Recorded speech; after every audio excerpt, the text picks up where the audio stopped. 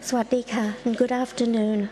And today is Monday, the 19th of July 2021, and this is the English language summary of the press briefing from the Center of COVID-19 Situation Administration, or the CCSA. And allow me to remind you that we will be broadcasting live now 3 days a week, starting Monday, Wednesday, and Friday. I am following the briefing from Dr. Tawi Sin, who just now gave us a very grim picture and perspective on some scenarios, a simulation of future scenarios projecting the COVID situation in Thailand based on data until January 2021. And the worst case scenario that has been projected appears to have us resulting in a daily increase of infections of about 20,000 to 30,000 cases daily. If, however, we are able to control the situation with a high vaccination rate and with the cooperation of all sectors of society and also the public complying with public health measures and cooperating with us and working together with us, we hope that this worst-case scenario can be avoided. Now, let me turn to an update on the number of vaccines that have been administered since the start of our national vaccine drive back in February. We have, as of yesterday, the accumulated number of vaccinations now stands at over 4.3 million doses. And Thai health authorities are stepping up efforts to secure more vaccines to fight this latest outbreak. And therefore, the Ministry of Public Health will conclude a deal for 20 million doses of Pfizer vaccines very soon. And they are also preparing to secure an additional 50 million doses of Pfizer. The Thai government is committed to ensuring equal access to COVID-19 vaccines for all foreign nationals residing in Thailand, as well as the Thai public. And the Ministry of Foreign Affairs, in cooperation with the Ministry of Public Health, will be opening within this month an online platform for registration for expats wishing to be vaccinated. And the details of this particular platform will be announced in due course. And we hope that this will help our efforts in driving our vaccination campaign much more effectively.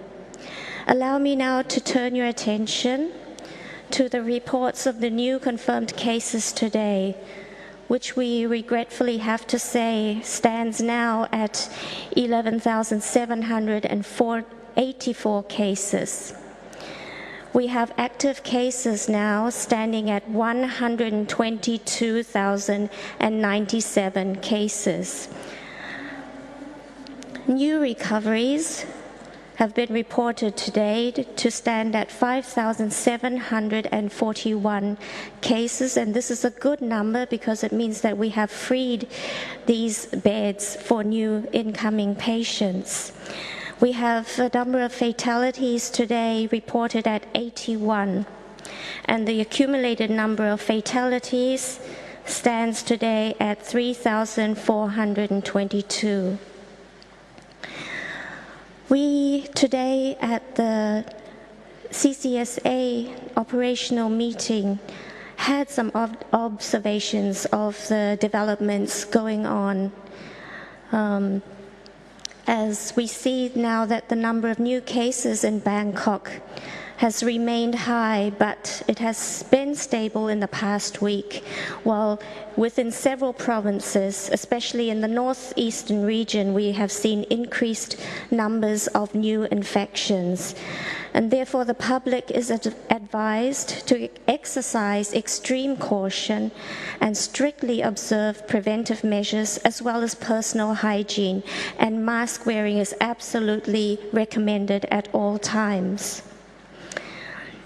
And also, the meeting talked about how we will now have 3 additional provinces added to the maximum control zone or the dark red zone.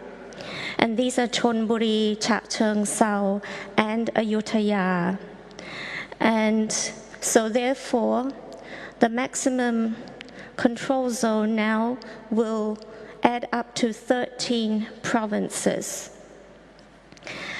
And I will now then talk about the new measures that have been discussed since last Friday, and then later on, as I mentioned last Friday, they were being discussed in details by relevant authorities on Friday, and over the weekend, yesterday, the Royal Gazette published an announcement to update these preventive measures.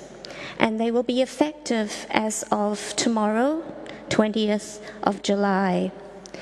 And these measures will be in effect for at least 14 days or until the 2nd of August, when they will be reviewed again.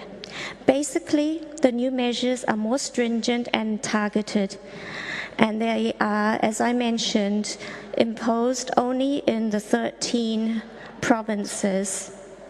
And at the same time, the authorities will continue to closely monitor risk areas and conduct active case findings and testings, as well as vaccination of residents and arrangements for more field hospitals.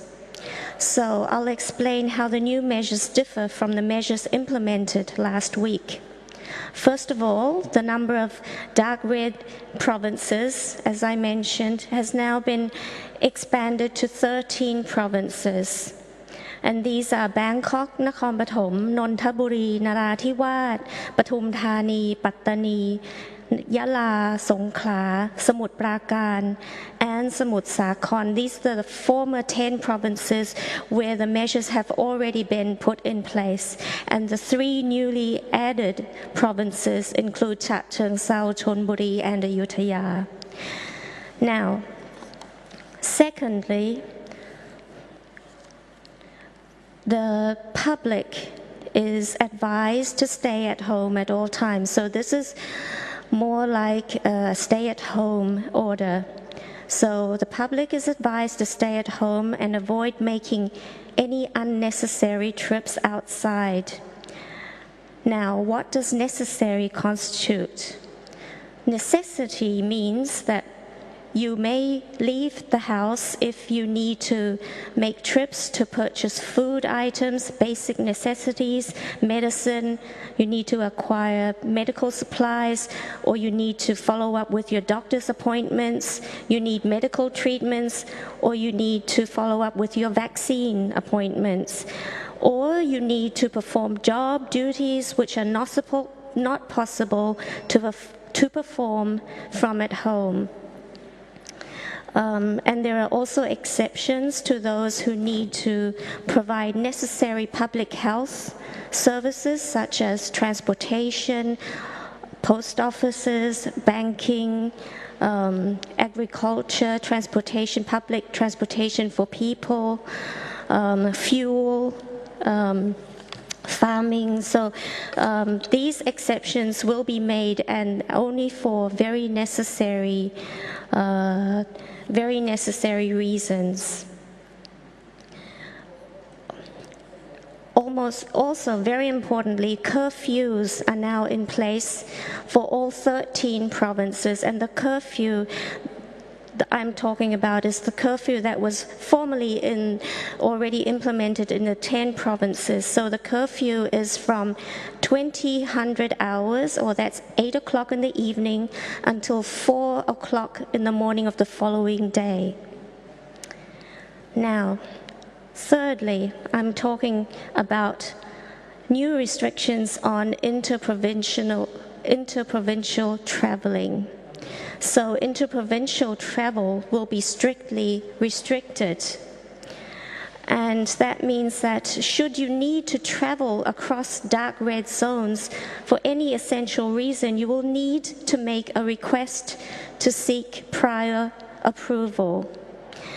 Other than that, you should remain at home and strictly avoid traveling across the dark red zone. So if you are living in the dark red zone, or if you're outside the dark red zone and you wish to travel to the dark red zone, please reconsider.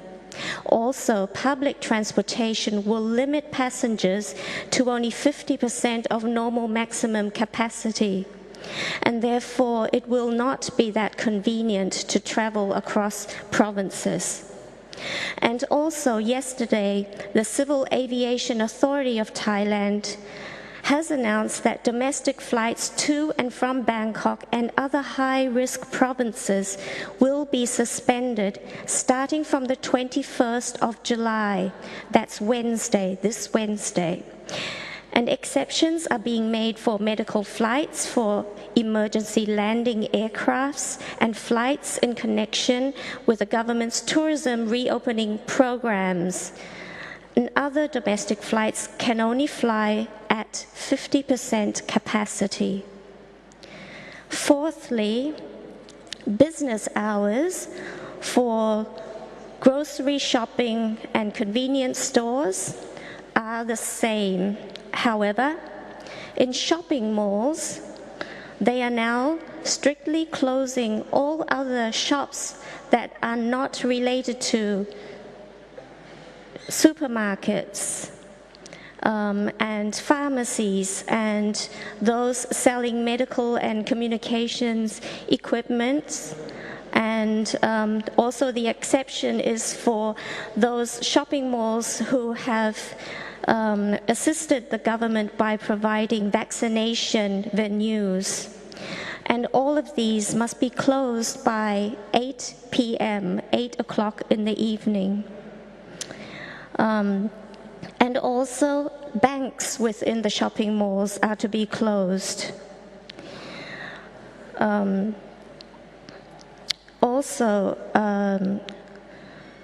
Convenience stores and wet markets are still allowed to be open, but they must be closed from 8 p.m., so 8 o'clock in the evening, until 4 o'clock in the morning. Restaurants are strictly to be closed as well at 8 p.m., and they are not allowed to provide in-dining services, so only takeaway will be allowed. And hotels must also refrain from hosting meetings, seminars, or catering events, but other than that, they are allowed to remain open. Both the private sector and government sector are encouraged to work from home 100% of the time, or at maximum capacity. Exceptions can be made in accordance to necessity as well. Large gatherings are to be avoided of 5 persons and above. Unless absolutely necessary, you need to have any social functions, then these must be sought, prior approval must be sought before you organize any gatherings. So schools must remain closed except for online. So schools and online learning are encouraged, so must be in place. And all of these measures are blanket measures for all of the 13 provinces. However, each province can revise their disease control measures as appropriate, and the public is therefore advised to follow provincial specific measures as announced. So you must stay tuned to listen to what your province will announce, what specific measures are to be implemented within your province. So, I'd like to end my briefing today with a slide from the World Health Organization. And this is just a reminder for us to continue to stay in good mental health. No matter how daunting the situation may seem, but we all must come from this situation healthy and with a stable mental condition. So, in order to achieve this mental state, this healthy mental state, you should consider to exercise regularly, to eat healthy, to get adequate sleep, and of course limit your alcohol intake. And I'd like to remind everyone that we are all in this together, and if we continue to practice vigilance and remain strong, no matter how difficult the task is and no matter how daunting the environment and the situation may seem, we are in this together and we need your cooperation and your help in order to see us through and not to fall into the worst case scenario that Dr. Tawisin has just shown us earlier. And with that note, I bid you farewell. We will be back on Wednesday with Kun Natapanu. Thank you for your kind attention. ขอบคุณค่ะ สวัสดีค่ะ